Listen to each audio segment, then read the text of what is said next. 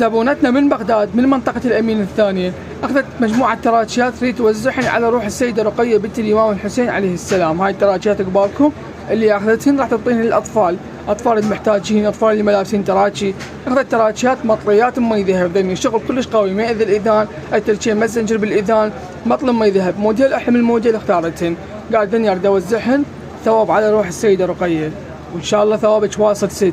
وهاي المجموعة أخذت قبالكم شوفوها، أخذت تراجيات أبو الفيونكة، تراجي المربع الأسود، الفان كليف الأسود، أخذت تراجيات نزلات بيها طوبات وأبو الليلو، تراجي الأسود اللي بيه شغل فيرزاجي اللي يلبس على محرم هسه، هذول الأسود كلهم يلبسه على محرم باعي الأسود. تراجي هذين اللي بيه اللون السماي واللون النيلي. أخذت تراجي الشباك الموديل القديم مالهن، تراجي الشباك همتين بس لازم يم حبات شعيرة.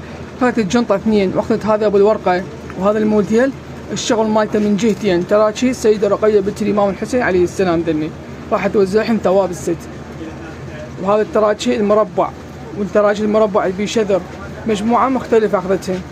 وهذا التراجي المستطيل والتراجي هذا الأسود هماتين اللي لبس محرم، وتراجي بيه شغل فيرزاجي. باقي الموديلات أخذتهن كلهن طعمات باللون الأسود بيهن، حتى شنو يلبسنهن محرم.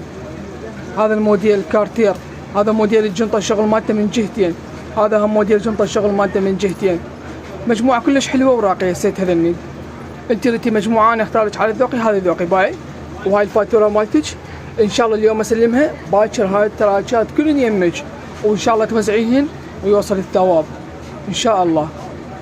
متوفرات عندي اذا انتم حابين تحجزون راسلوني على الواتساب، رقم موجود بالبايو، على الانستغرام توصيل موجود بالباب البيت اوصل لك بغداد محافظات. اذا انتم حابين توزعون تراجات على روح السيدة رقية بنت الإمام الحسين عليه السلام، توفر عندي بالزعفرانية بسوق الهواء عند هشام.